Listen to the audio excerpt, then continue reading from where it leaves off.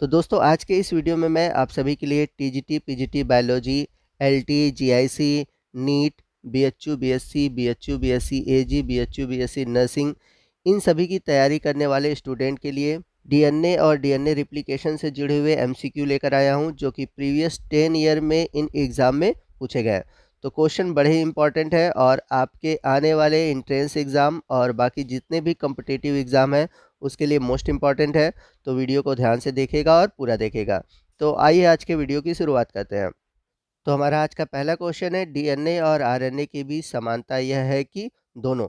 The similarity between DNA and RNA is that both. तो DNA और RNA के बीच समानता क्या है आपको बताना है। आपके ऑप्शन है, फर्स्ट ऑप्शन है बोथ आर डबल स्टैंडर्ड, दूसरा ऑप्शन है both have similar sugar, third option है both are polymer of nucleotide और लास्ट ऑप्शन है बोथ हैव सिमिलर पिरिमिडिन्स। तो यहाँ पर आपका जो राइट ऑप्शन है ऑप्शन सी है, न्यूक्लियोटाइड के बहुलक होते हैं, यानी कि both are polymer of nucleotide.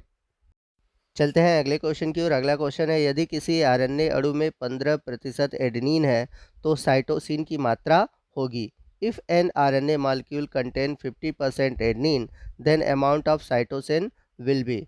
तो क्वेश्चन बहुत ही अच्छा और कंफ्यूज करने वाला है। आपके ऑप्शन है, पहला ऑप्शन है 15%, दूसरा ऑप्शन है 30%, तीसरा ऑप्शन है 35% और चौथा ऑप्शन है ज्ञात नहीं किया जा सकता। और ये क्वेश्चन टीजीटी 2011 में पूछा हुआ है और इसका जो राइट ऑप्शन है ऑप्शन डी है, ज्ञात नहीं किया जा सकता। तो ज्ञात क्यों नहीं किया जा सकता, आइए मैं आपको समझा देता हूँ। यदि हम बात करें चारगैफ के नियम की, तो चारगैफ के नियम के अनुसार एडेनिन की मात्रा बराबर होती है थायमिन की, ग्वानिन की मात्रा बराबर होती है साइटोसिन की। यानी कि डीएनए अणु में ए बराबर होता है टी, सी बराबर होता है जी। तो यदि हम डीएनए में देखें तो यदि ए बराबर दिया हो 15% तो टी बराबर भी क्या हो जाएगा 15%। तो यदि हम ए प्लस टी कर दें तो आ जाएगा 30%। अब यदि ग्वानिन और साइटोसिन का प्रतिशत ज्ञात करना है तो दोनों को हम जोड़ेंगे, यानी कि जी प्लस सी करेंगे। तो जी प्लस सी बराबर क्या करेंगे कि 100 में से हम 30% को माइनस कर देंगे, जिससे कि हमें ग्वानिन और साइटोसिन की मात्रा पता चल जाए। तो 100 में से अगर हम 30% को माइनस करेंगे तो हमारा आएगा 70%। तो 70% में ग्वानिन 35% होगा और साइटोसिन 35% होगा। तो हम सभी जानते हैं कि जो चारगैफ का नियम है वह केवल डीएनए अणु पर लागू होता है, आरएनए अणु पर लागू नहीं होता, क्योंकि आरएनए में थायमीन की जगह यूरेसिल पाया जाता है। इसलिए आपका राइट ऑप्शन है ऑप्शन डी। और यदि क्वेश्चन में आरएनए की जगह अगर डीएनए दिया होता तो आपका जो राइट ऑप्शन होता ऑप्शन सी होता 35%। अब चलते हैं अगले क्वेश्चन की ओर। अगला क्वेश्चन है, डीएनए के द्विकुंडलिनी के पूर्ण चक्र की लंबाई क्या होती है। The length of A complete turn off DNA double helix is. जैसा कि हम सभी जानते हैं डीएनए के डबल हेलिक्स की जो लंबाई होती है वो होती है 34 एंगस्ट्रॉम, परंतु यहाँ पर क्वेश्चन में नैनोमीटर में दे रखा है। तो नैनोमीटर में लंबाई होती है 3.4 नैनोमीटर। तो आपका जो राइट ऑप्शन है ऑप्शन फर्स्ट है।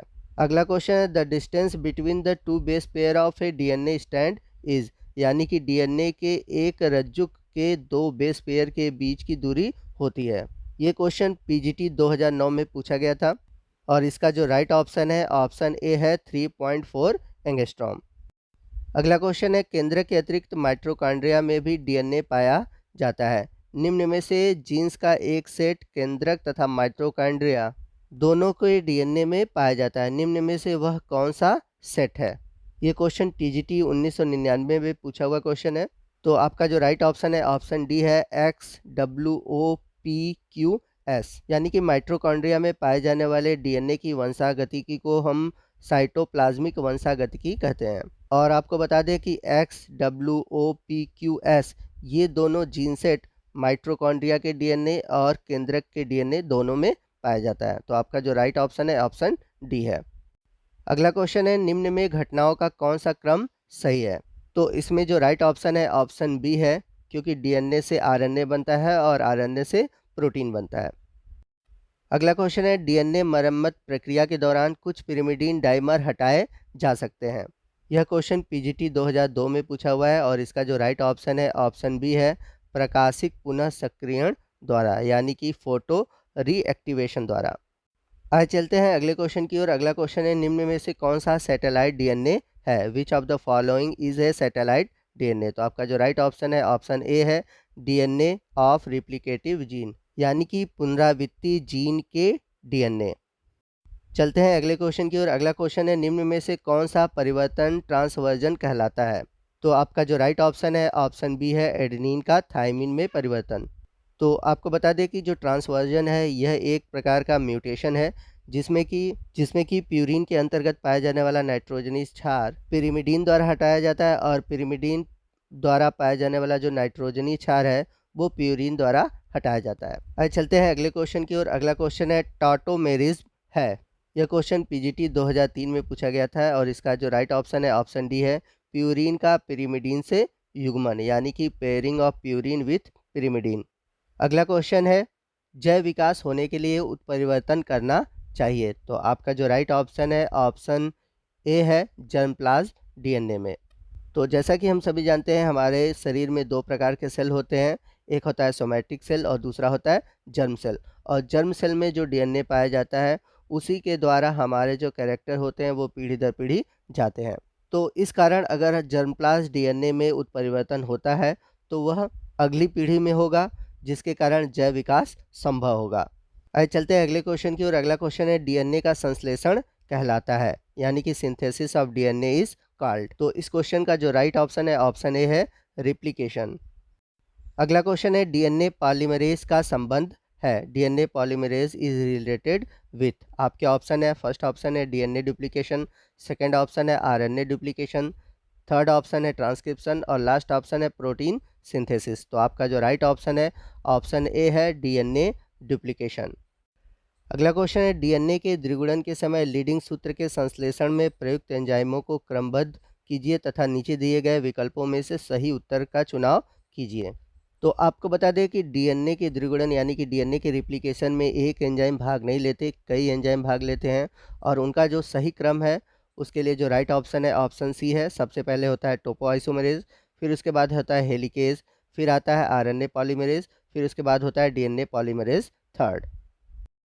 चलते हैं अगले क्वेश्चन की ओर। अगला क्वेश्चन कह रहा है, प्रयोगात्मक प्रमाण प्रदर्शित करते हैं कि डीएनए रिप्लिकेशन की प्रक्रिया है। तो आपको बता दें कि जो डीएनए रिप्लिकेशन की प्रक्रिया है वह एक अर्ध संरक्षी यानी कि सेमी कंजर्वेटिव प्रक्रिया है।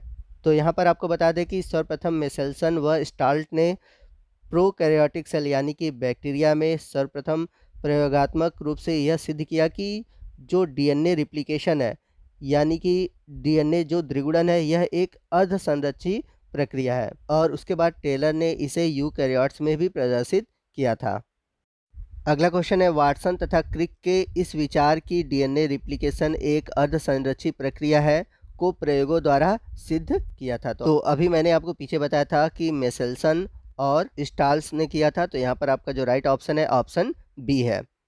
अगला क्वेश्चन है, रिप्लिकेशन प्रक्रिया में ओकाजाकी खंडों को आपस में जोड़ने का कार्य करता है। तो आपको बता दें कि कहीं भी अगर पूछे कि डीएनए अणु को जोड़ने के लिए कौन सा एंजाइम प्रयोग किया जाता है तो आप याद रखिएगा उसके लिए प्रयोग किया जाता है डीएनए लाइगेज। तो ओकाजाकी खंडों को भी जोड़ने के लिए हम डीएनए लाइगेज का प्रयोग करते हैं। तो आपका जो राइट ऑप्शन है ऑप्शन डी है। अगला क्वेश्चन है, जीवाणुओं व माइटोकॉन्ड्रिया के वृत्तीय डीएनए अणु किस एंजाइम द्वारा खोले जाते हैं? The circular DNA of molecules bacteria और mitochondria unwind by the enzyme. तो जैसा कि हम सभी जानते हैं बैक्टीरिया और माइटोकॉन्ड्रिया में सर्कुलर डीएनए पाए जाते हैं और इन सर्कुलर डीएनए को खोलने के लिए यूज़ किया जाता है डीएनए गाइरेस। तो आपका जो राइट ऑप्शन है ऑप्शन सी है। अगला क्वेश्चन है, किस खंड के द्विगुणन के कारण ड्रोसोफिला में बार नेत्र लक्षण प्रकट होता है? तो आपका जो राइट ऑप्शन है ऑप्शन बी है, एक्स गुणसूत्र का खंड 16A। तो आपको बता दें कि ड्रोसोफिला के 16A गुणसूत्र पर एक्स गुणसूत्र के द्विगुणन के द्वारा ड्रोसोफिला में बार नेत्र यानी कि बार आई लक्षण प्रकट होता है। तो दोस्तों आज की वीडियो में बस इतना ही। आपको आज का वीडियो कैसा लगा आप कमेंट करके ज़रूर बताइएगा। यदि वीडियो अच्छा लगा हो तो वीडियो को लाइक करिएगा और अपने दोस्तों में इसे शेयर करना मत भूलिएगा।